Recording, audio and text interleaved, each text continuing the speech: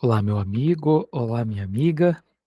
Vamos dar continuidade ao nosso à nossa aula, A Cruel Pedagogia do Trauma, agora com a parte 2. Serão 3 aulinhas, né, são a nossa aula dividida em 3 partes. Estamos na nossa segunda aula sobre o tema. Vamos falar sobre catástrofes da pandemia de coronavírus,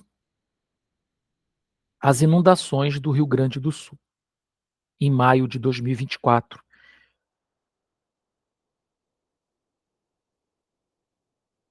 As catástrofes, elas são marcadas por uma transformação que é comum a um grupo maior de pessoas. Ela não se limita a um grupo pequeno ou a indivíduos apenas. Ela normalmente está associada à massa, a um grande movimento de massa ou algum nível de sofrimento coletivo. Então, vai fugir do espectro do desejo, porque está categorizada como uma tragédia maior, vamos dizer assim, como um evento maior, cataclísmico. Se torna comum para todos aqueles que passaram por aquilo. Então, a catástrofe ela tem um elemento comum que permeia as vítimas. Vai diferir da tragédia pessoal, da tragédia no sentido tradicional do termo, e do contínuo abuso, mas cria um cenário ideal para a tragédia e para o contínuo abuso. Qual é a diferença, gente? A gente sabe que cada palavra tem um peso, né? Então, evidentemente, que se você olhar no dicionário, a palavra catástrofe poderá estar associada à palavra tragédia. E está tudo bem você falar sobre a tragédia do Rio Grande do Sul durante as inundações de maio de 2024. Não está errado. Mas, se a gente for dar peso para as palavras e se a gente quiser diferenciar os conceitos, nós vamos entender que catástrofe é muito maior, está num elemento mais natural, no sentido de catástrofes naturais, de eventos que fogem à lógica do desejo do sujeito, enquanto a tragédia, ela é motivada pelo desejo, ela é passional, ela é representada por pessoas, por indivíduos e por grupos pequenos de pessoas. Então, a separação de um casal para uma criança é um fenômeno trágico, porque é uma representação de uma quebra de um contrato, e isso é dramatizado, encenado numa lógica de execução, de mostras de poder, de choro, de uh, uh, envolvimento, vamos dizer assim, de uma troca entre elementos comunitários, né? Prejuízos muito focados àquele número de pessoas que vive aquele conflito.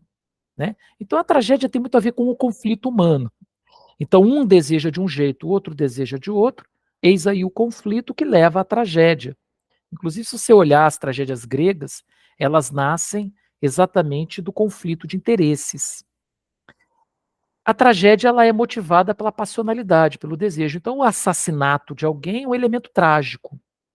A traição, elemento trágico. A quebra contratual, elemento trágico. Né? A depredação de um imóvel, a agressão física, ela pode ser vista, além de crime, evidentemente, como uma tragédia humana, que vai trazer uma representação de dor para um grupo de pessoas específico envolvido naquilo ali. A catástrofe é muito maior e não depende independe do desejo das pessoas, como, por exemplo, grandes inundações, pandemia, ah, quando um circo pega fogo, sabe? Existe um elemento trágico nisso? Com certeza, porque a catástrofe cria pequenas tragédias. Então, ali na inundação do Rio Grande do Sul, em maio de 2024, nós vamos acompanhar com dor a catástrofe de forma geral, as tragédias familiares, pessoais, através de uma lupa. Já o contínuo abuso para Freud, e isso está no livro Estudos sobre Histeria, é marcado pela quebra do aparelho executivo do sujeito após contínuas opressões que levam o sujeito, então, a desistir de si mesmo, da sua própria autonomia, da sua própria forma de pensar. Então, o bullying escolar é um abuso contínuo. A, o relacionamento tóxico é um contínuo abuso, né? Pessoas que são recorrentemente violentadas, nós temos aí um contínuo abuso, e aí você vê que é marcada por uma tragédia no seu âmbito maior, e também cada vez que esse sujeito ele é apunhalado por esse outro, isso essa tragédia ela é recarregada, não é mesmo? Então, se a gente pudesse conceitualizar, existe a catástrofe, a tragédia e o contínuo abuso como formadores de traumas, de marca psíquica, de quebradura, de quebra do aparelho executivo, quebra do ego do sujeito e incapacidade de lidar com a situação. As catástrofes, como elas são públicas e elas são massivas, exigem explicações científicas. Por que que aquele continente inundou? Por que que o Sol explodiu daquela maneira? Né? Por que que houve aquela revolução solar? Né? Por que que houve aquela sombra no Sol que causou o impacto nos satélites que rondam a Terra? Por que que nós ficamos sem luz por causa da tempestade solar? Né? Por que que inundou a Laguna do Guaíba, em Porto Alegre? Por que que pegou fogo aquele prédio?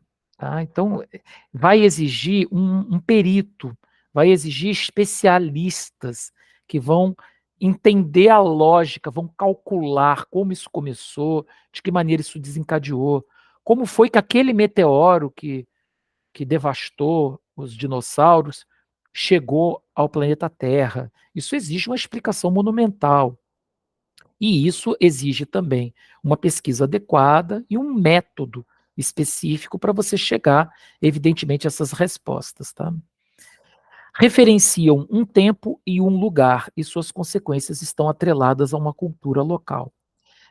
Evidentemente que a catástrofe vai gerar uma marca social, eu diria até histórica, permanente, divide o calendário daquele povo, daquela região, em antes e depois, o que gera evidentes transformações. Vamos pegar a tragédia da violência. Eu posso estar inserido numa cultura de violência e isso é trágico. A partir do momento que um povo todo é dizimado, nós não temos apenas uma tragédia, nós já temos uma catástrofe, porque isso marca a história daquele povo e gera um elemento de transformação. Esse povo passa a ser protegido pelo Estado, ou há a criação da ONU para proteger crianças que estão órfãs após o advento da Segunda Guerra Mundial. Então, toda catástrofe, ela gera uma transformação, uma mudança. Por exemplo, está cada vez mais raro a gente ver quedas de aeronave. Por quê? Toda vez que uma aeronave cai, pessoas abastadas morrem. Pessoas abastadas, evidentemente, têm poder político maior do que pessoas menos abastadas. Não deveria ser assim, porque a maioria de nós é menos abastado. Mas a gente sabe como funciona o mundo capitalista neoliberal. Essas pessoas com poder aquisitivo, elas querem progredir para manter suas riquezas, para manter controle, elas vão fazer pressão com suas fortunas para que essa indústria aeronáutica possa fabricar aviões mais seguros. Então, cada vez mais fica raro a gente ver avião caindo. A gente até tem visto acidentes, mas, por incrível que pareça, por mais contraditório que possa parecer, a gente tem visto muitos acidentes ou pequenas falhas sem mortes, né? Então, é muito interessante como as catástrofes elas têm esse lado. Se por um lado tem dor, sofrimento, disruptura, por outro lado, há transformações sociais, geográficas, demográficas, tecnológicas. Por exemplo, eu só estou aqui me traduzindo nessa lógica internáutica virtual aqui com vocês, porque existiu a Segunda Guerra Mundial e o exército americano utilizou hiperlinks para poder se comunicar. Não fosse isso, fatalmente demoraria mais para gerarmos essa forma de comunicação. Ah, João Pedro, mas sempre foi assim? Não. Isso não seria possível num mundo que não fosse livre. Eu quero deixar isso bem claro, tá?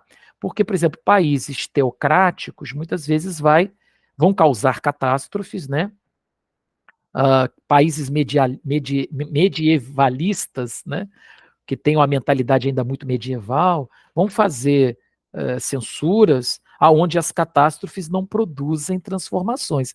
Daí o mal da ditadura. A ditadura, ela impede que o povo aprenda com as catástrofes, porque aquilo não é divulgado, porque aquilo não é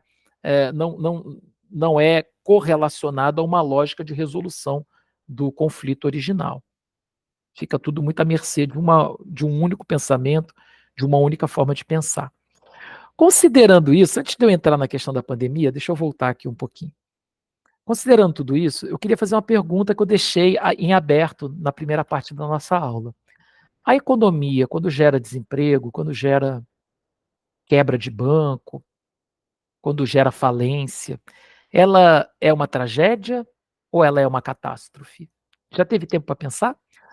Bom, se a gente pensar que a economia é uma criação humana e não um evento climático, não é um evento natural, a gente poderia olhar a, a, a economia como uma tragédia, né? Como uma possível causadora de tragédias. Né? Veja bem, eu não sou contra a economia, tá?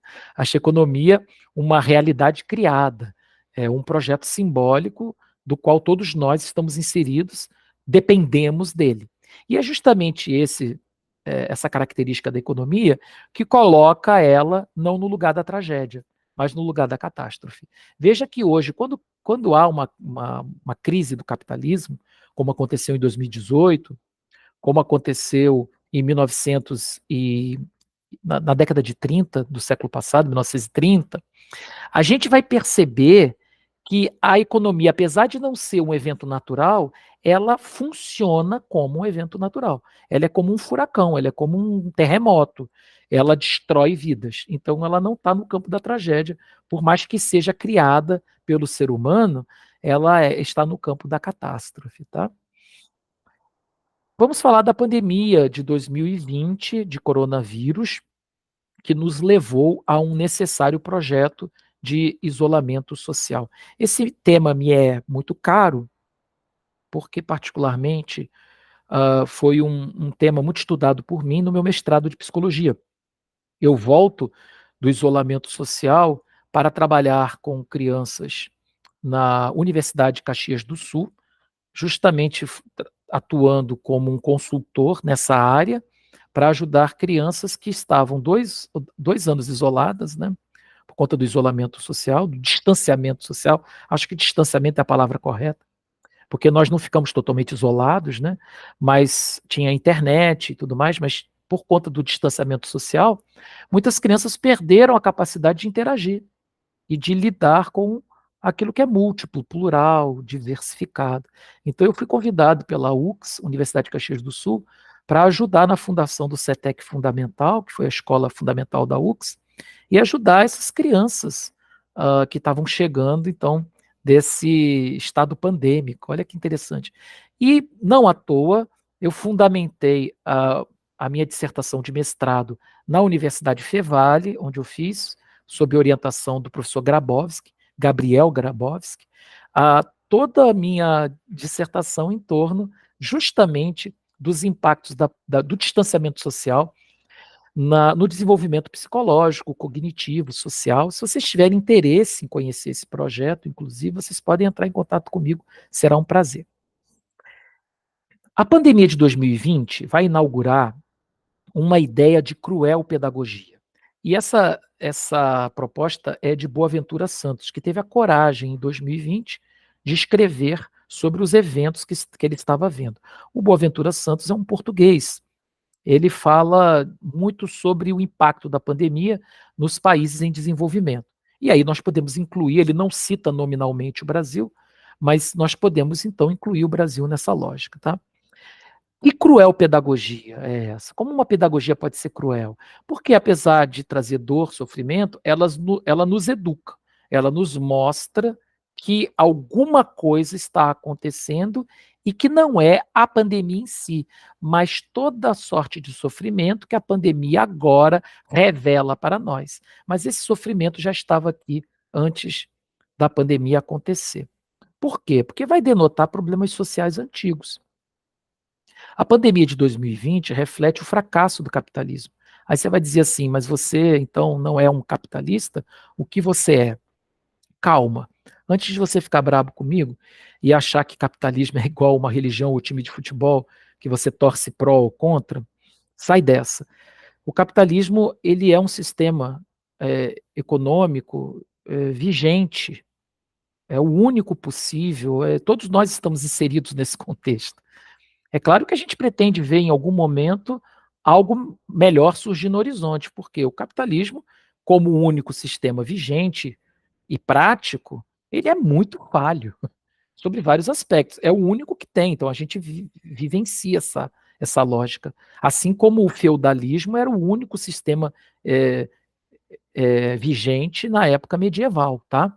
Então, vamos falar sobre isso historicamente, vamos falar isso criticamente, não baseado em conjecturas e baseados em ideologias, muito menos baseado em passionalidades, tá? Porque a maioria das pessoas que briga por causa de capitalismo ou do bicho-papão, do comunismo, são pessoas que não sabem o que estão falando de fato, não sabem diferenciar uma coisa da outra, tá? A gente vive o capitalismo, não tem outra lógica, mas a gente espera que ressurja um capitalismo humanitário, aonde seja possível todos termos a mesma oportunidade para o mesmo desenvolvimento, não as mesmas características, porque nós não somos iguais. Cada povo, cada classe social tem a sua característica, a sua qualidade, a sua potencialidade, percebe?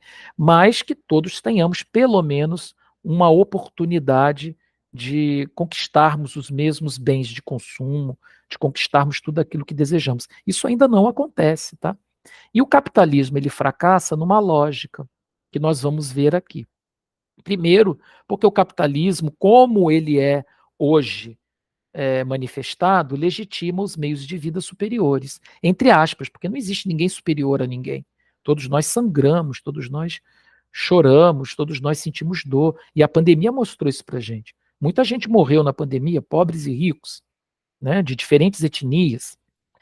Mas nós vamos ver que a pandemia ela demonstra que essa tsunami que nos alcançou nos colocou em situações muito diferentes, porque enquanto uns enfrentavam esse tsunami em um caiaquezinho, outros estavam num verdadeiro iate.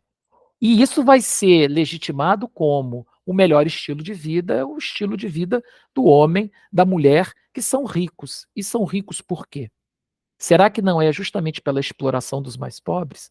E não é aqui que nós deveríamos ter um debate franco sobre a grande tragédia humana que as catástrofes acabam intensificando? Porque se a gente puder fazer um comparativo também com a catástrofe pluvial do Rio Grande do Sul em maio de 2024, nós vamos ver que as famílias que sofreram mais foram aquelas que tinham casa de madeira na beira do rio. E essas sofriam enchentes recorrentemente ao longo dos anos. Mas o poder público nunca prestou atenção, nunca observou essas pessoas. Quando as águas do Rio Guaíba chegam nos bairros nobres de Porto Alegre, aí há um movimento, aí acontece a tragédia, aí acontece a catástrofe, né? Então, esse é um fator, as diferenças sociais, que a pandemia deflagrou, porque era muito fácil. Quer dizer, não era muito fácil, mas era mais fácil você vivenciar a lógica do distanciamento social numa casa de 5 quartos. Você, seu marido, você, sua esposa e 3 filhos. Agora, fazer isso dentro de um barraco, com 15 pessoas dentro, era mais complicado. E essa é a grande realidade da maioria de nós, né? A pandemia de 2020 aumentou a fortuna de quem deveria cuidar dos infortúnios do povo. Então é interessante porque quem está no poder e que deveria tomar decisões para que essas essas injustiças, essas iniquidades acontecessem, são as que, principalmente essas, que lucram com essas mesmas iniquidades. Então, quem deveria cuidar para que não houvesse desemprego é o primeiro a lucrar com o desemprego. Quem deveria lucrar, quem deveria cuidar do bem-estar público, da saúde pública, por exemplo, é quem está lucrando com com com a indústria farmacêutica, com a indústria de remédios. Por quê? Porque as pessoas ricas é quem, de fato, estão sendo representadas por congressos nacionais, né, por políticos que não são representantes do povo, são representantes de classes abastadas. Veja, gente, o Boaventura Santos não é brasileiro. Ele não fala, ele não cita o Brasil em seu livro A Cruel Pedagogia do Vírus. Ele fala de forma genérica, mas veja como isso nos soa, né, vamos dizer assim, familiar. Então, impressionantemente, quem deveria cuidar para que as pessoas pudessem, enfim, ter saúde pública de qualidade, quem deveria cuidar disso sucateia essa saúde pública para poder lucrar com hospitais particulares, com remédios, enfim. Não é o vírus que é invisível, não é o vírus do corona que é invisível. O que é invisível são as sociedades marginalizadas. O que é invisível é a lógica daquele homem morador da favela ou da comunidade que está desempregado há 2 anos e que começou a traficar droga. Eu estou dizendo que essa pessoa não é responsável pelos crimes que pode vir a cometer? Não estou dizendo isso. Mas ninguém olha para essa invisibilidade. Ninguém está prestando atenção, sendo que isso já não é mais um fenômeno, vamos dizer assim, escondido, né? Isso não é um fenômeno incomum, isso é um fenômeno que está gritante, né? Que está evidente.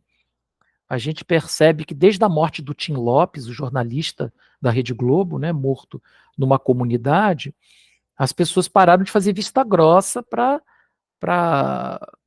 as vulnerabilidades sociais de regiões muito pobres, de cidades muito ricas, como, por exemplo, São Paulo e Rio de Janeiro, onde Tim Lopes morreu. Isso para dar um exemplo. E aqui eu quero até citar um livro que eu acho fantástico, do M.V. Bill, chamado Falcões, Meninos do Tráfico.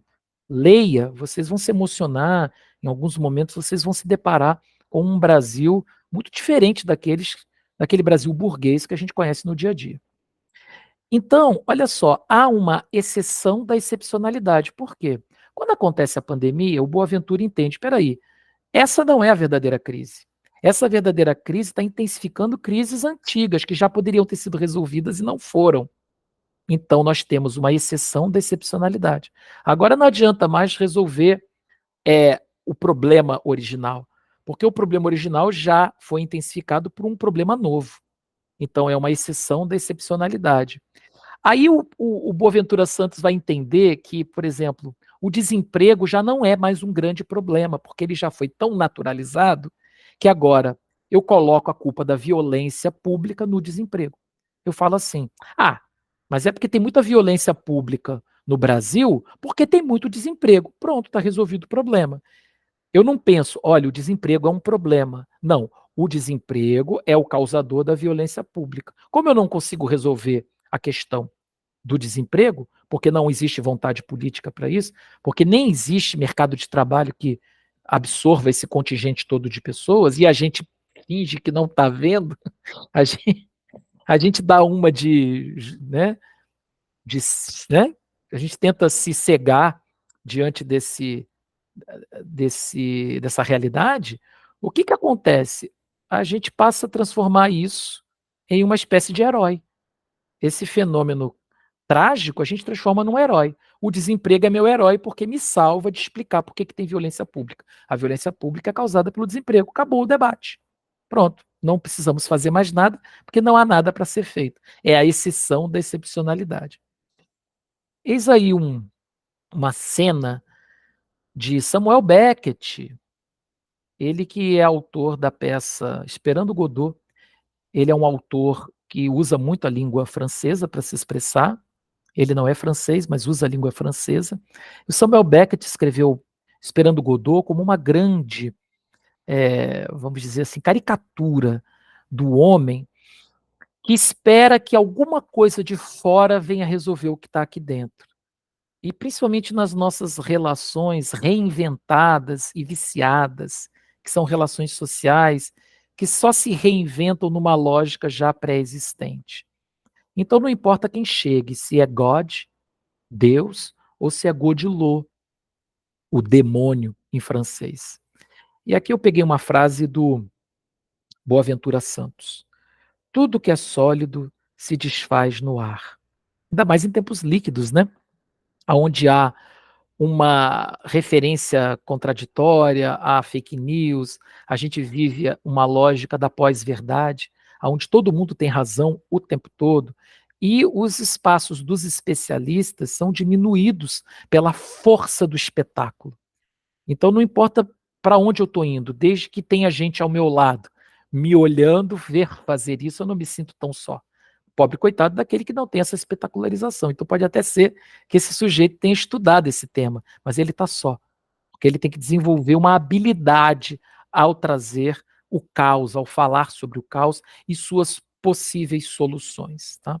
Sendo que não há soluções fáceis, a vida é trágica, mas no mundo onde todo mundo está gozando o tempo todo, ou pelo menos buscando satisfação imediata o tempo todo, há uma tentativa de burlarmos esse fenômeno da dor, da tragédia, da catástrofe, de lidar com o vazio existencial, com o tédio, com os medos, não é mesmo? Então a gente vai criando espetáculos, né, para poder distrair, nos distrair enquanto estamos vivos e enquanto estamos tentando sentir o que é estar vivos. Né? Crise. Toda crise deveria ser de natureza excepcional. Para pensar, você está numa crise no seu casamento. Ora, se tem casamento, então a crise ainda não se fez, ainda não destruiu o casamento. A crise ela vem como um elemento para ser extirpado, ou para ser ressignificado, ou para dar novo sentido ao casamento. Então a crise deveria ser de natureza excepcional, passageira, explicada por fatores que a provocam. Então há uma crise. Por quê? Porque houve uma traição. Há uma crise. Por quê? Porque as instituições estão brigando, como foi, por exemplo, a crise de 2016.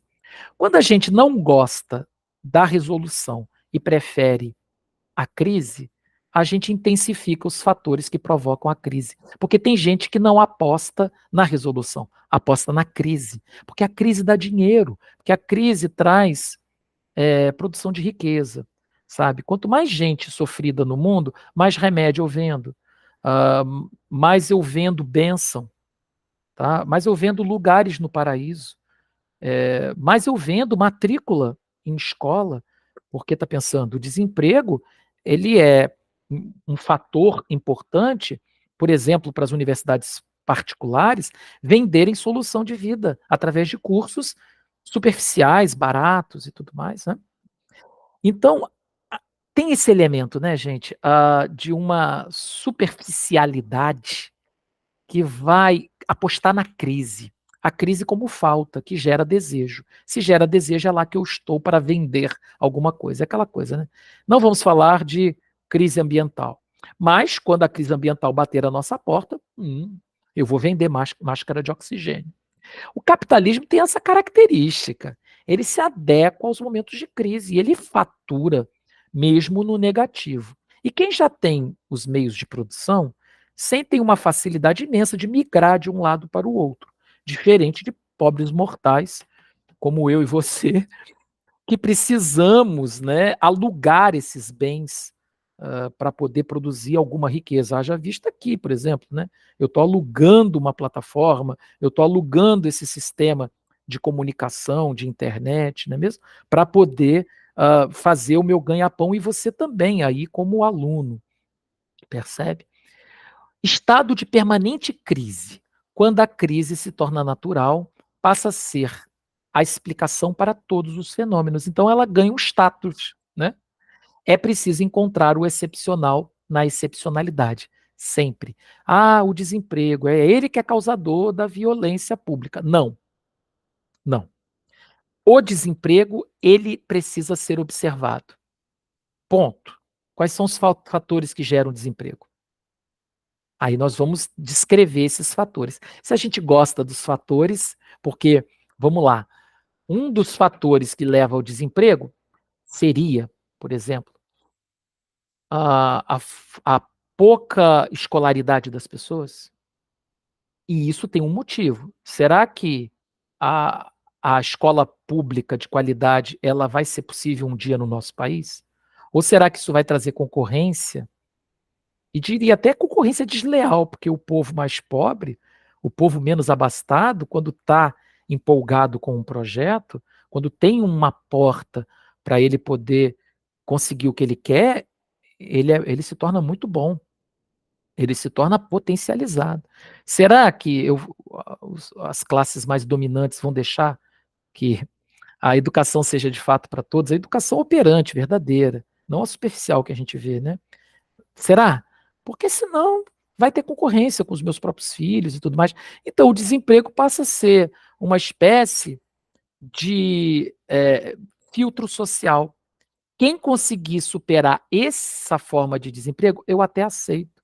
E aí a gente vai chamar isso de meritocracia.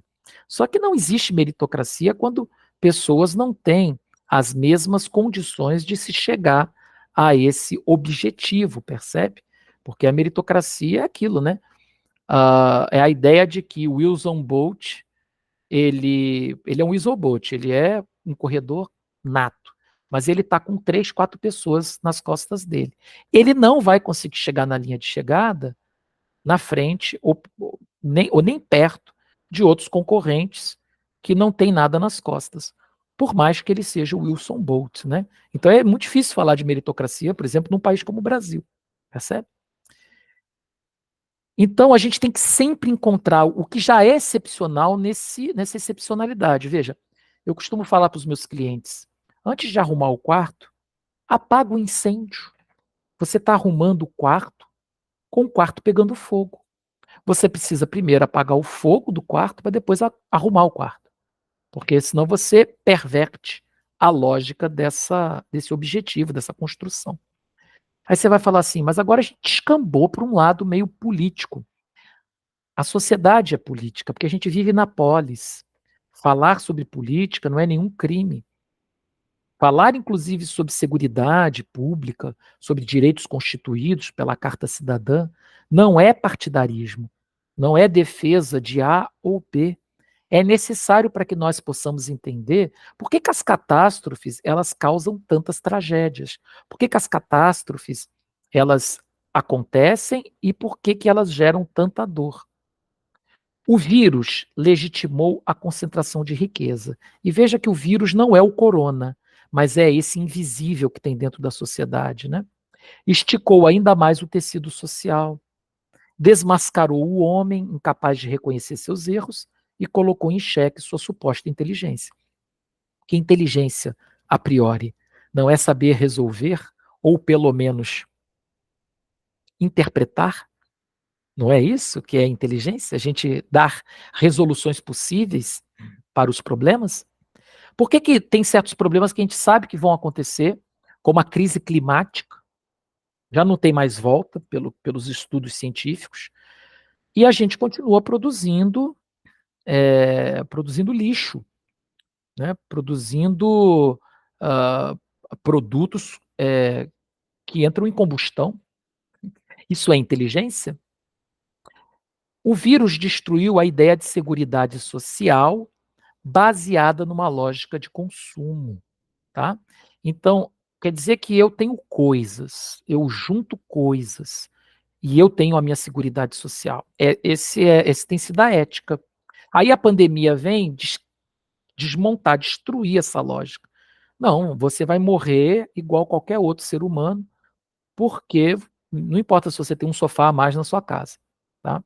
O que importa aqui são as políticas públicas, capazes de criar uma estrutura mínima aonde essa sociedade possa se manter firme. O vírus desmascarou o projeto neoliberal e a exigência de Estado mínimo. O Estado mínimo opera em favor de quem? Opera em favor dos empresários, que vão ocupar uma lógica de poder público ganhando o erário público. Tá? Só que as empresas estão sob comando de milionários. Essas empresas, eu não estou falando da pequena empresa, eu não estou falando da média empresa, eu não estou falando da sua consultoria ou da sua escola. Por favor, eu não estou falando do seu da sua locadora de carros. Eu estou falando de verdadeiros feudos internacionais, empresas multimarcas, que não são nem mais empresas, são verdadeiros feudos que reúne 150 famílias mais ricas do mundo. É disso que eu estou falando. Estou falando dos grandes donos dos petróleos do mundo, dos grandes donos de terra. É dessas pessoas que eu estou falando, tá? Que vão tomar posse daquilo que deveria ser do Estado, no sentido de dominar o quê? Justamente aquilo que falta para o povo. Vão oferecer em forma de produto. Então eu tenho sede. Em vez da água chegar corrente na minha torneira, eu tenho que pagar por ela. Mas a água, ela é um elemento básico, sem ela eu não vivo. Não, mas você, para ter água, tem que pagar. E quem não tem dinheiro? Paga como a água? E quem é que garante que, mesmo pagando, essa água vai chegar para mim? Porque se eu posso, se isso está na mão do Estado, eu pago, né, a água, mas eu também posso cobrar porque eu tenho o meu voto. Aí você vai dizer para mim assim: ah, mas isso é uma falácia, isso é um conto da carochinha. Não é, não. Isso é um contrato social que está na Constituição. Então eu tenho aonde cobrar. Eu tenho um representante do poder falando por mim, percebe? Agora, se isso é derivado numa lógica é, de lucro, fora o fato de que, para quem tem dinheiro, a água chega, e para quem não tem dinheiro? Será que a água vai chegar? Será que nos lugares mais longínquos, aonde as pessoas não têm dinheiro ou as pessoas não vivem o mesmo modelo de vida, será que a água chega? Então, assim, eu estou questionando por quê? Porque eu quero destruir essa lógica? Não, mas eu quero provocar o pensamento, a reflexão de vocês. O vírus impediu o trade e, com isso, a ética pervertida de que o consumo é o objetivo final da vida. Vamos começar a entender que o objetivo final da vida não é o consumo. Não é essa lógica não salva. Essa lógica não nos traz felicidade, não nos traz bem-estar social, muito menos proteção. Ela nos traz, sim, arrogância, narcisismo, individualismo, disputa entre uns e outros, e isso baseado no quê? Na quebra dos códigos sociais propostos por pessoas que precisam ganhar dinheiro com a venda de insumos. Deflagrou uma contradição onde o homem, para salvar a família, precisa se apartar dela. Eu nunca vi uma sociedade tão individualista como a que a gente está vivendo atualmente. E conversando com pessoas mais velhas, você observa que isso é uma lógica que tem dominado as novas gerações. Se você lê o Yuval Harari, no livro Sapiens, Uma Breve História da Humanidade, 21 lições para o século XXI, você vai ver que o ser humano está muito individualizado por conta da lógica das redes sociais. Se você olhar A Expulsão do Outro, que é um livro maravilhoso do Byung-Chul Han, um grande filósofo coreano, você vai perceber que as redes sociais, que são entretenimento bom, não é uma coisa ruim, deveria trazer comunicação, deveria trazer contato entre pessoas, entre ideias, mas está cada vez mais amarrando o sujeito numa lógica muito pessoal. As famosas bolhas criadas pelos logaritmos, né, que vão me doutrinar numa lógica muito pessoal, porque eu só assisto aquilo que eu quero, eu só conheço a verdade daquilo que eu sei. E aí eu, tratando pessoas mais jovens, eu vejo como isso se transforma numa fantasia na cabeça dessas pessoas que não têm experiência. Eu não vou para a faculdade porque eu vou ser um youtuber, né? Eu não vou, eu vou migrar para a Holanda com US$ 1.000 no bolso, porque chegando lá eu já sei o que fazer, eu consegui o passo a passo no TikTok, ou no Instagram, ou no Facebook. Mas veja bem, quem postou esse vídeo para você estava querendo o teu like. E como ele sabe que você gostaria que a vida fosse assim, ele já cria esse conteúdo dessa maneira, tá? O fato é que você vai ter que ir lá para a Holanda com US$ 1.000 sem passagem de volta para você sofrer a consequência e dar razão às pessoas que estão te dizendo, olha, tudo bem você ter um sonho, mas cuidado para não substituir sonho por ilusão narcísica. Você quer que o mundo seja uma coisa que ele não é. E como diria Cartola, o mundo é um moinho, vai triturar seus sonhos tão mesquinhos, vai reduzir suas ilusões a pó. Preste atenção, querida. Em cada morto herdarás só o cinismo. Quando notares estás à beira de um abismo, abismo que cavaste com seus pés. O que é o vírus, se não algo que não se vê, mas que se faz presente? Será que não foi sempre assim? O homem teria que deixar de existir para a salvação ambiental? Que coisa incrível. Ou será que o homem vai finalmente perceber que ele é parte do ambiente, né? Denuncia-se a falta de imaginação preventiva e da capacidade política. Convoca o debate imediato sobre a celeridade hostil das ditaduras versus a assertividade do pensamento democrático coletivo. Já passamos por isso. Na época medieval, quem mandava era o rei. Mandava quem podia, né? Como é que é? Mandava quem podia, obedecia quem tinha juízo. Ou corte-lhe a cabeça. Nas épocas das ditaduras no Brasil, nós tivemos as crises econômicas ocorridas por causa disso, porque pessoas sem especialização econômica, social, estavam no poder, ditando regras. Nós tivemos, na Segunda Guerra Mundial, um tirano tentando provocar as democracias com violência, violência que era como uma flecha, que atacava o coração dos estados, e antes que esse estado pudesse se organizar, eles caíam. Havia uma tentativa de provar uma lógica de que um homem só comandando uma nação é mais forte, mais poderosa, porque não fica à mercê de debates. Mas quem disse que debate é uma coisa ruim? Quem disse que o tempo ele é uma coisa ruim? O tempo é necessário, porque o tempo só mantém estruturas, edifícios que ele ajudou a construir, percebe?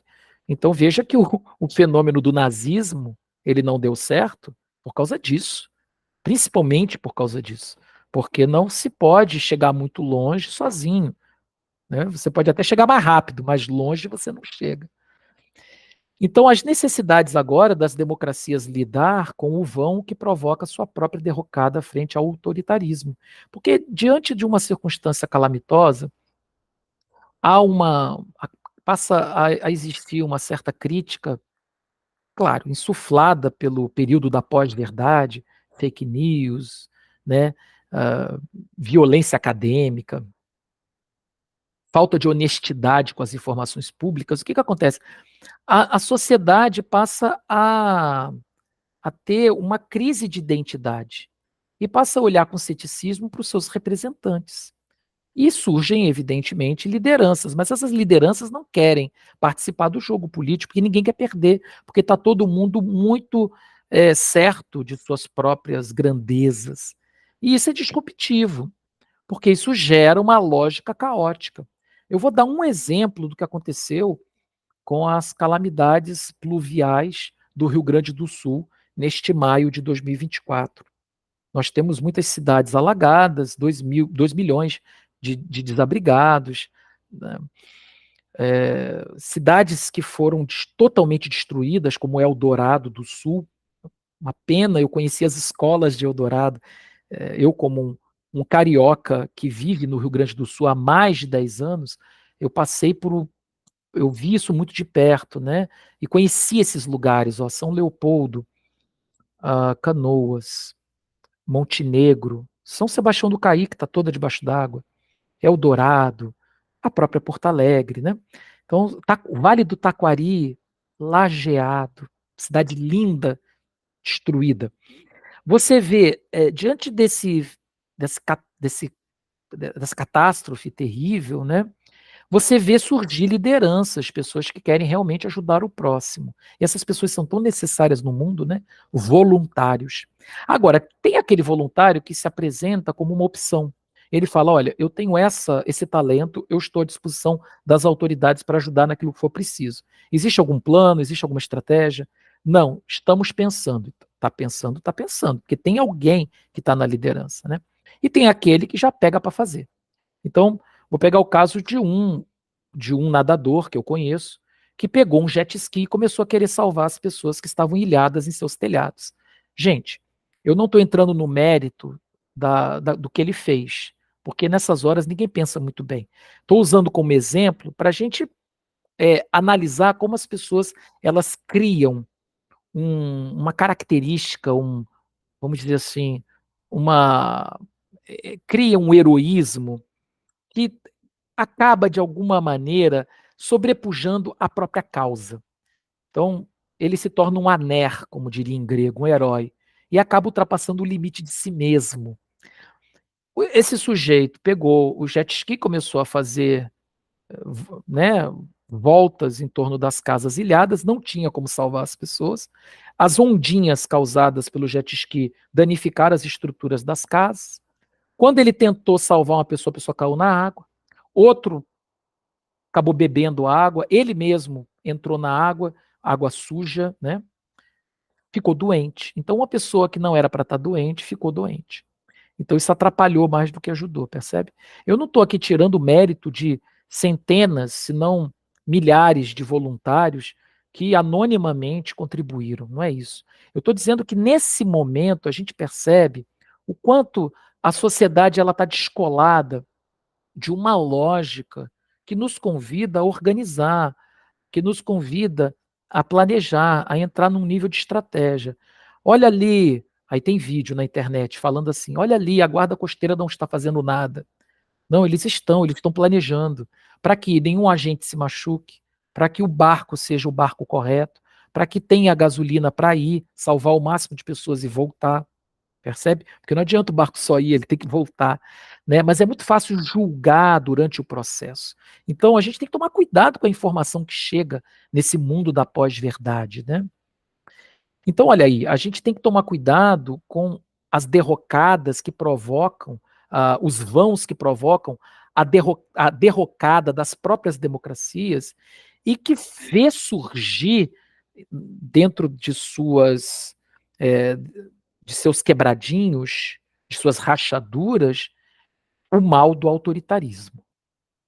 A paz é o vácuo deixado pela guerra ou seria uma construção causada e projetada pela agressividade do homem frente a essa necessidade?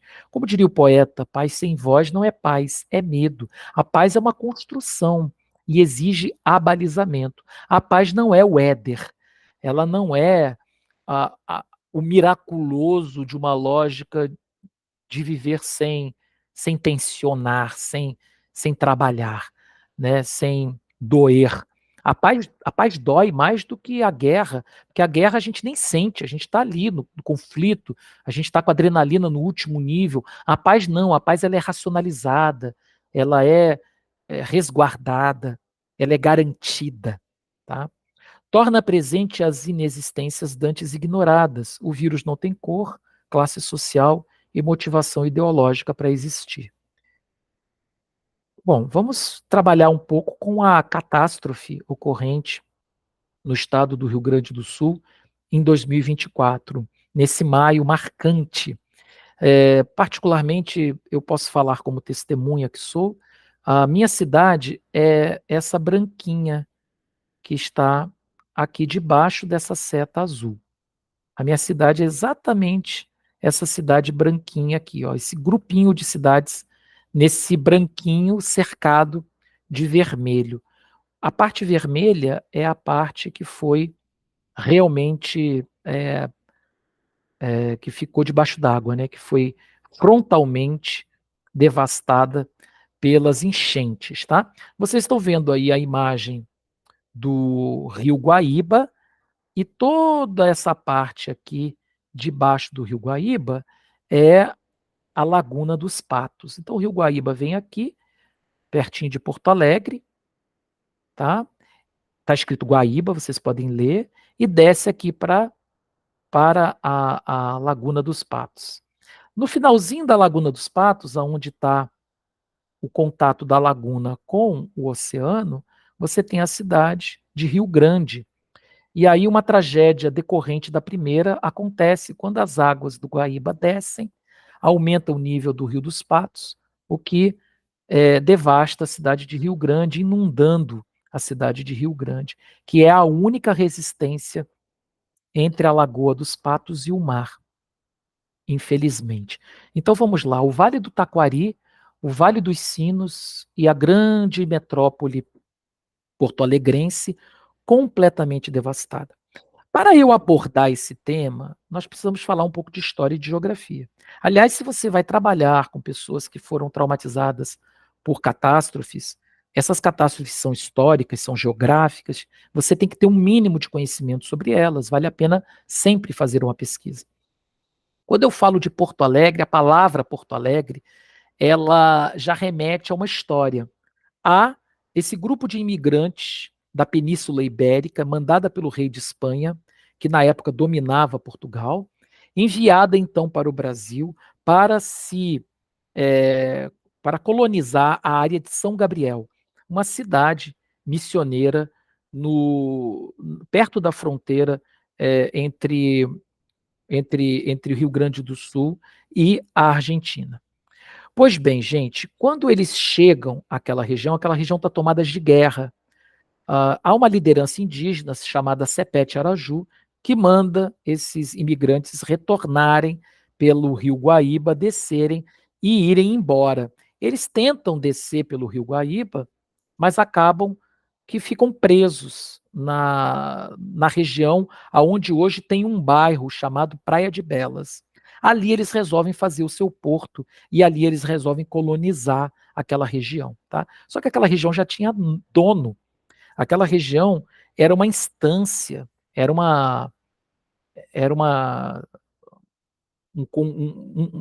feudo, né? Ela era uma região já, vamos dizer assim, dominada por uma família. E o senhor feudal dessa Sesmaria, que ia de Viamão até Porto Alegre, manda então combater esses imigrantes. Evidentemente há uma luta, há uma guerra, e uma das pessoas ali daquela região acaba morrendo, um dos emigrantes. O rei fica sabendo disso e manda então desapropriar a fazenda do senhor feudal, e com isso aquele grupo tem a terra garantida para cultivo, para poder então desenvolver a pecuária, a agricultura, e eles dão o nome de Porto Alegre. Então vejam que estar em Porto Alegre é estar numa área que foi dominada com batalhas, com crise. Ser dono daquela terra, ainda mais ali naquela região de Praia de Belas, que foi toda tomada pelas águas, isso carrega no inconsciente coletivo do povo gaúcho algo que se torna quase que sacro. Não podemos esquecer que o Rio Grande do Sul tentou se separar do resto do país através da Guerra dos Farrapos. E a Guerra dos Farrapos tem esse nome porque, mesmo esfarrapados, o povo gaúcho lutava por sua autonomia, não é mesmo? E foram massacrados. Assim como os povos das missões também foram massacrados pela, pela regência colonial.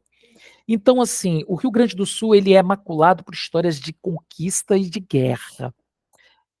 O contato com a terra e a pecuária é tão forte que ver alagada sua terra é de destroçar o coração, porque ali sai o sustento de muitas famílias. E a gente não pode esquecer que é graças à pecuária, graças à agronomia rio-grandense, que muito da história do Brasil se formulou. Não podemos esquecer que, após o fim da escravidão no Brasil, os donos de terra mandam trazer imigrantes italianos, alemães, que chegam famintos nessas fazendas do Rio Grande do Sul e ganham muito mal para lavrar a terra. Apesar de ganharem muito mal, eles trazem uma cultura de guardar o seu dinheiro, de produzir de ter uma produção própria, e eles acabam criando suas pequenas fazendas, seus pequenos lotes de terra. Os bisnetos desses primeiros imigrantes serão os primeiros industriários que em 1930, a partir de 1930, fundamenta a indústria têxtil no Brasil. Então veja como a classe burguesa e a indústria está completamente ligada à pecuária, à agricultura do Rio Grande do Sul, né? Mesmo os momentos disruptivos da história brasileira, como por exemplo o golpe de 1930 dado por Getúlio Vargas, tem relação com a história rio-grandense, considerando que Getúlio Vargas era natural de São Borja. O Rio Grande do Sul é muito importante para a história do país. Então não é à toa que patronímicos gaúchos que são e patriotas de seu próprio estado, né? A gente chama de bairrista, mas eles são, na verdade, patriotas do seu próprio estado, como se o estado fosse uma nação. Eles se ressentem muito da dor e da perda de suas terras, de suas casas. Então, o que seria um sofrimento para muitos em outros lugares do país se torna ainda mais doloroso para esse povo que lutou bravamente para conseguir ter acesso a essas terras. As inundações históricas de 2024 não são uma exceção. Há muita omissão pública, porque 10 anos que eu resido no Rio Grande do Sul, sempre ouvi falar em cheias do Rio Guaíba que destroem civilizações, sociedades, comunidades ribeirinhas, tá? Os mais pobres sempre lidaram com tempestades temporais e inundações, de uma maneira diferente do que aqueles que moram nos bairros mais abastados. Agora foi um pouco diferente, porque a água bateu na casa de gente poderosa, na casa de gente que tem condição de modificar o aparelho estatal. E aí as autoridades municipais, estaduais, nacionais começam a ser criticadas porque havia planos de contingenciamento através de bombas das águas do Rio Guaíba. E essas bombas estavam estragadas, não havia a manutenção adequada. Isso porque em 1941 houve uma inundação tão, tão horrível quanto essa em Porto Alegre, tá?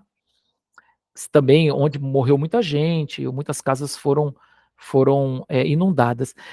Após isso, houve construções, aterramentos em lugares, vamos dizer, que era de pântano, que era de preservação ambiental.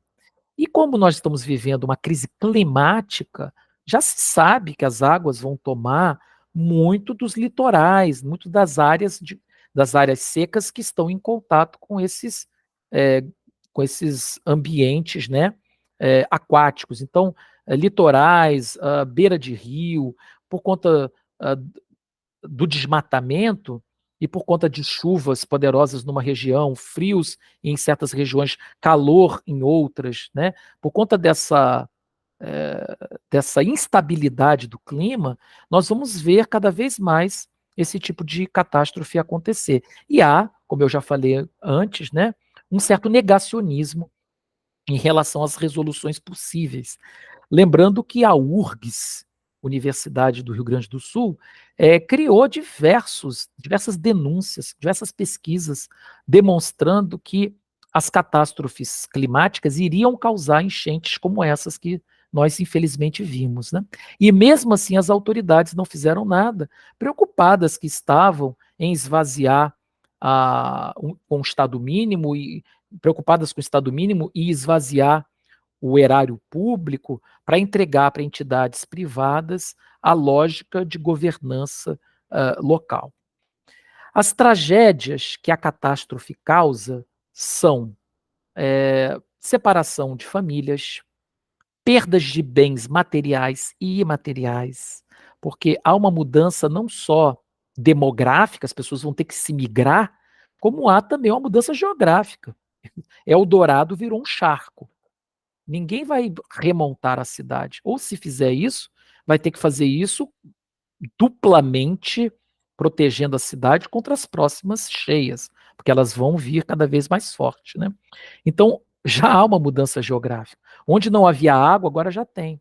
Onde havia plantação, agora tem cascalho. Aonde não havia pedra, agora tem, porque as pedras se movimentaram com essa inundação. Né? Desceu a água, ficou o lodo endureceu.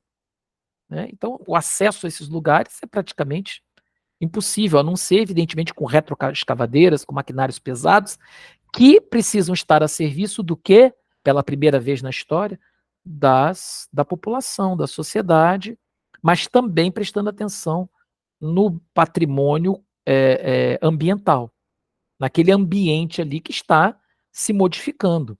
Por exemplo, nós temos evidências de que aconteceu um terremoto de escala 2,4 em Caxias do Sul por conta da, do equilíbrio das águas dentro do solo, que criaram bolsões, o solo se moveu e houve um terremoto sentido por toda a cidade de Caxias do Sul depois de toda essa catástrofe pluvial.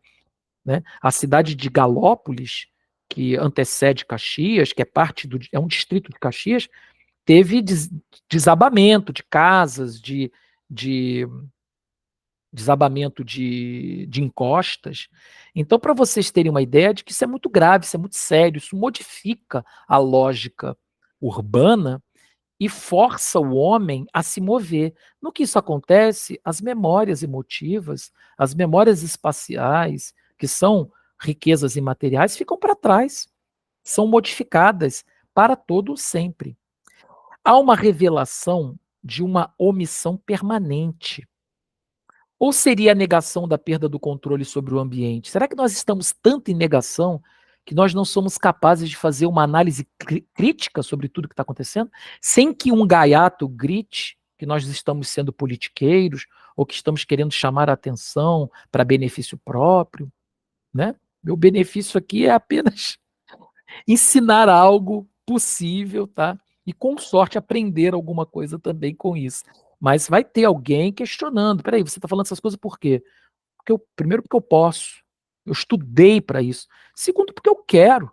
O poder anda com o querer, sabe? Mas a gente começa a negar os fenômenos e ainda querer calar aqueles que falam sobre isso, né?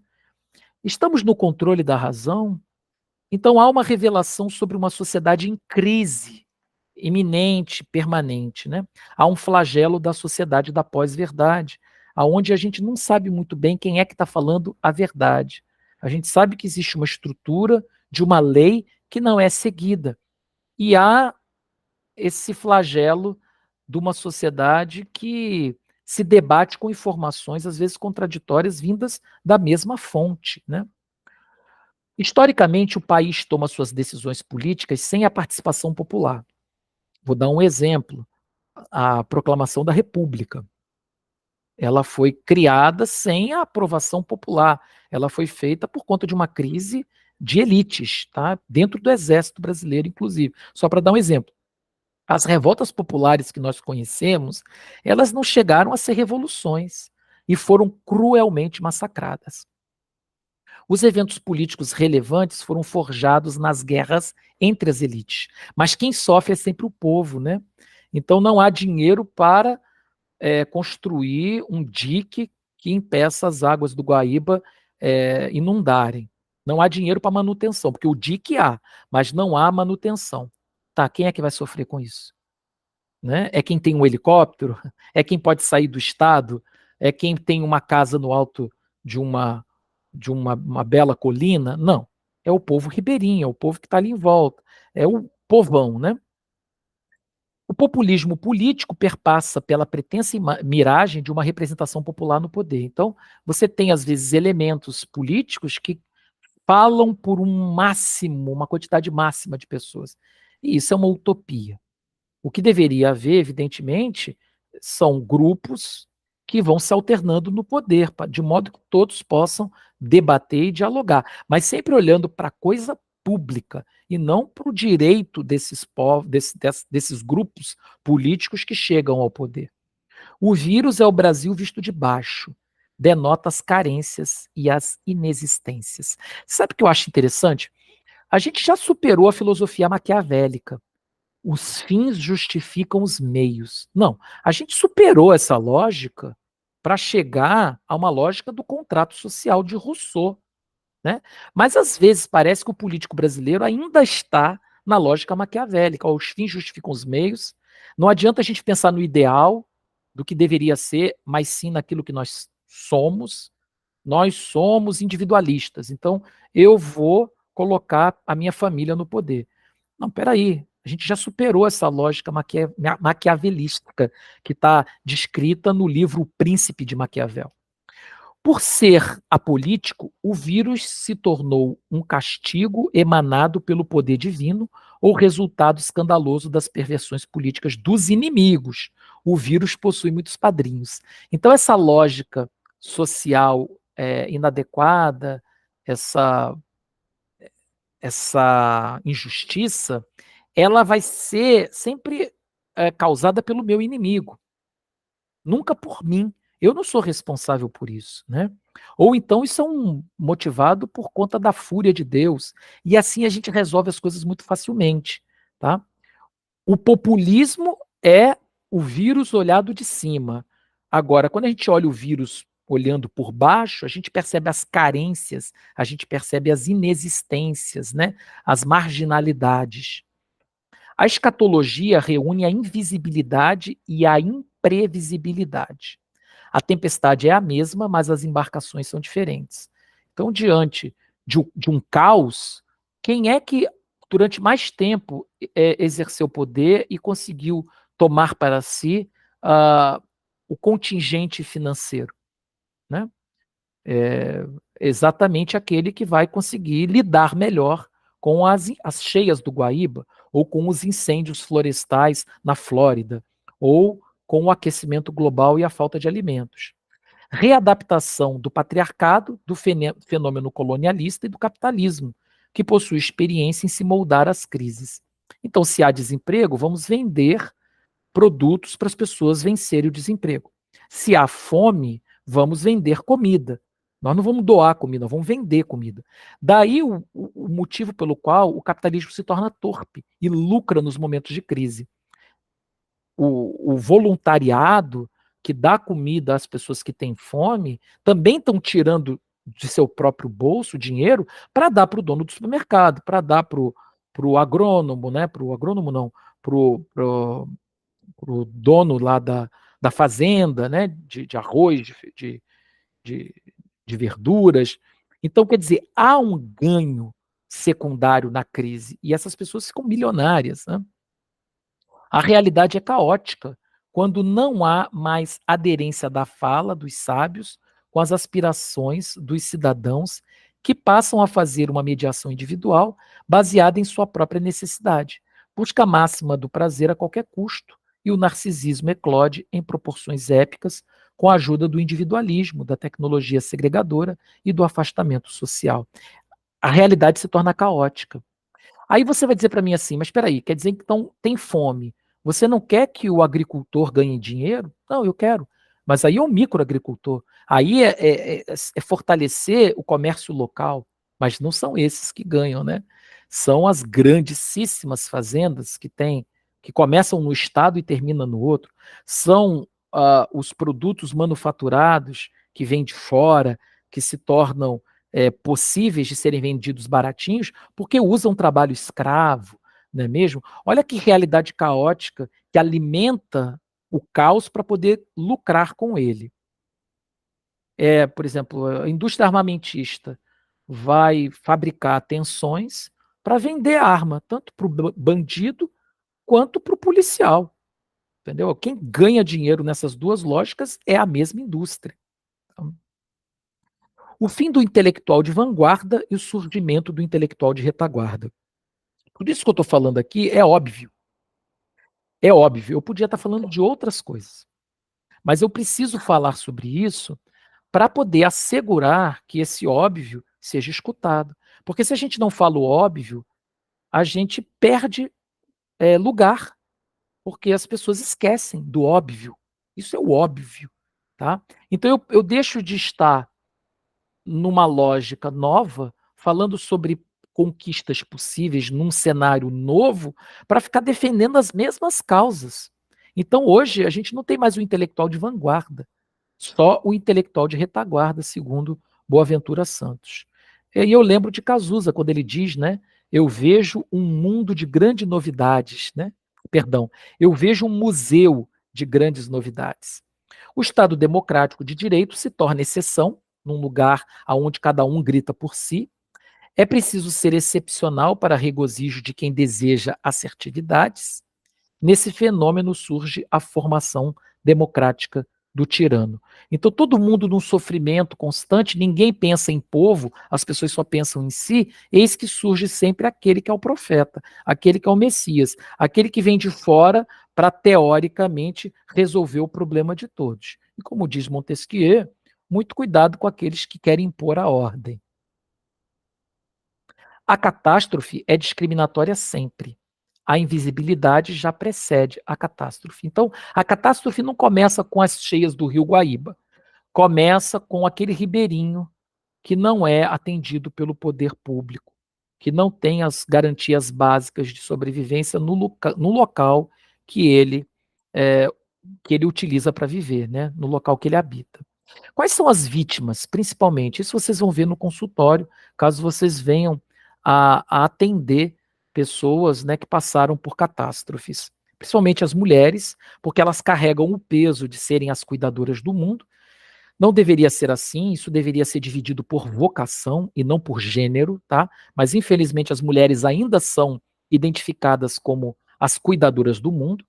Os precarizados, né, os ditos autônomos, aqueles que, se pararem de trabalhar, são os primeiros a sofrer.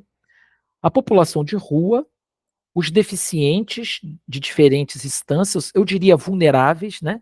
Porque os deficientes, os idosos, eles não têm um cuidado específico, eles têm uma lei que eles conquistaram, conquista deles, mas eles ainda não têm o cuidado efetivo da sociedade. E claro, né, os miseráveis, de modo geral, que não conseguem, não podem é, assumir o, a própria condição que eles fazem pesar sobre a sociedade, tá? Não por responsabilidade deles, mas por responsabilidade de um sistema.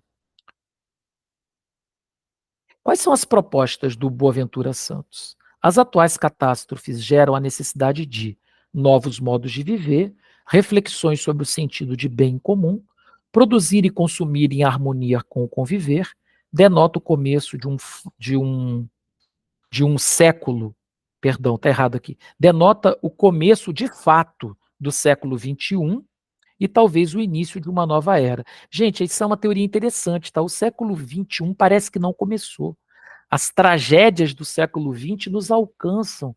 Parece que vivemos ainda num século XX tardio. Há um desejo de renovação que precisa ser colocado em prática, mudança de mentalidade e de modelos a partir de uma realidade pandêmica que se tornará cada vez mais comum.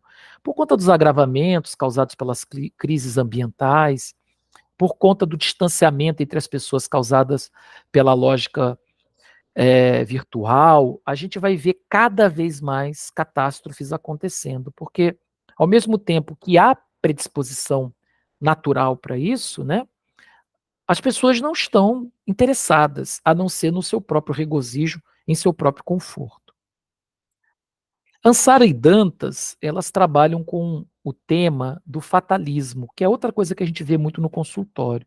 Esses temas são necessários, são temas sociais, porque essas pessoas que vivem situações de catástrofe, elas estão inseridas num contexto social de vulnerabilidade. Então, se a gente não fala desse processo de uma forma genérica, você não consegue tratar o indivíduo. Quero deixar isso bem claro. Ah, mas não é só falar das dores dele e fazer a ressignificação do trauma. Não, porque está inserido num contexto maior. Por isso que eu trouxe toda essa lógica da psicologia social aqui para a gente poder debater. O fatalismo é a causa e o reflexo do trauma. É quando a pessoa ela acredita que o que ela é, ela nunca vai deixar de ser. Ela acha que ela pertence a um sistema e que não há como eclodir desse pequeno ovo. Quebrar o ovo de fora para dentro é fácil, eu quero ver quebrar o ovo de dentro para fora. A maioria acaba não nascendo, acaba, nascendo e morrendo dentro daquela ecosfera. Há uma crença de que o sistema pune quem se volta contra ele dentro de verdadeiras lógicas, tá?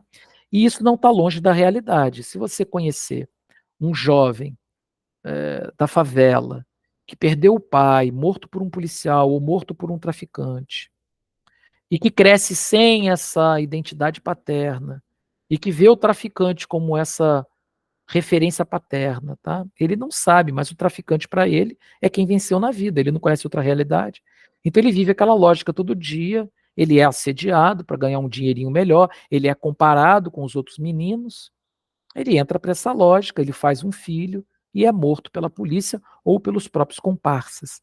E aí, ó, a gente tem esse movimento acontecendo novamente, é o fatalismo, tá?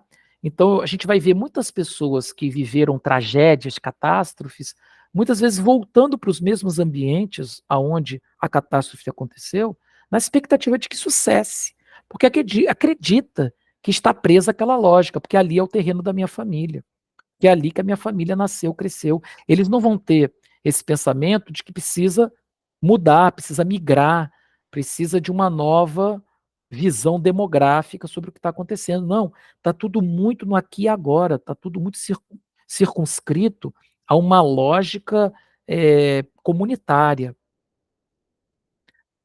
Não há forças para o prejuízo consequente. Não posso ser, pois não sei como ser. Então, muitas vezes, o terapeuta, ele vai numa lógica de psicoeducação. Eu sei que a psicanálise não gosta dessa palavra, psicoeducação, mas em algum lugar ela se faz necessária, pelo menos como exceção. Nós temos a oportunidade de trazer casos, de oportunizar uma abertura de leque e de potencialidades, de possibilidades, aonde o sujeito possa colocar a sua libido, já que ele está num ritornelo. Então, vamos pegar de novo o caso do meu cliente que acha que vai chegar na Holanda com US$ 1.000 e vai vencer na vida. É um ritornelo. A gente começa a olhar tudo que ele já fracassou para tentar entender, não havia outras lógicas? A única lógica que existe é que o país onde você está não presta? Você não acha que saindo daqui e indo para outro lugar, você não vai levar esses problemas junto com você?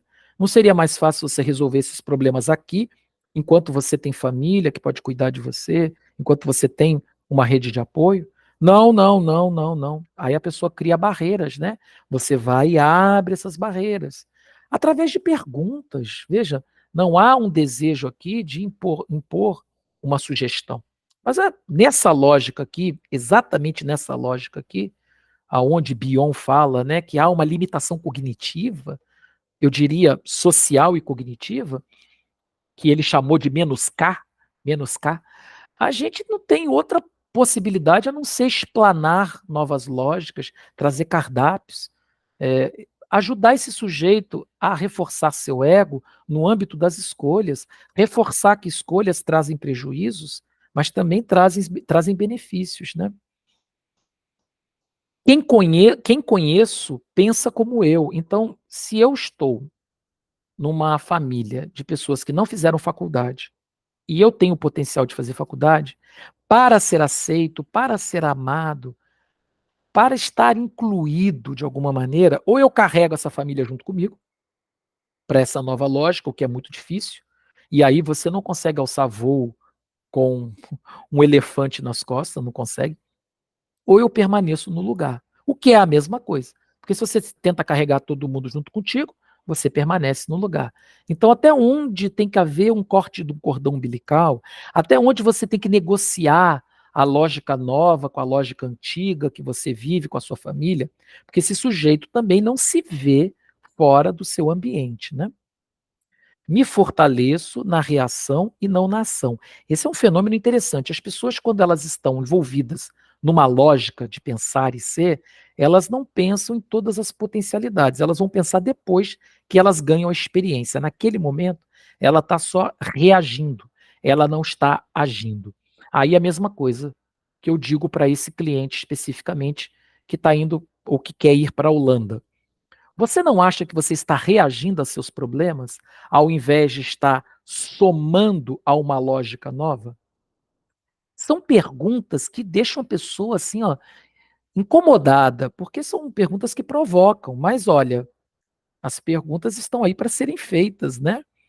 O poder que conheço está a serviço da manutenção desse status quo. Essa é uma ideia que o fatalismo nos traz, que tudo aquilo que eu posso fazer na minha lógica só faz ganhar aquele que me convence, aquele que me paga, aquele que é meu dono, aquele que já me mostrou os caminhos. Bom, gente, vamos finalizar a parte 2 por aqui. Nós tivemos uma aulinha um pouquinho maior agora nesse momento, né, mas acho que deu para a gente entender bem a relação, né, entre sociedade, comunidade, indivíduo, numa lógica política, geográfica, histórica, cultural, que vai permear as questões relacionadas às catástrofes e, evidentemente, os traumas que elas causam.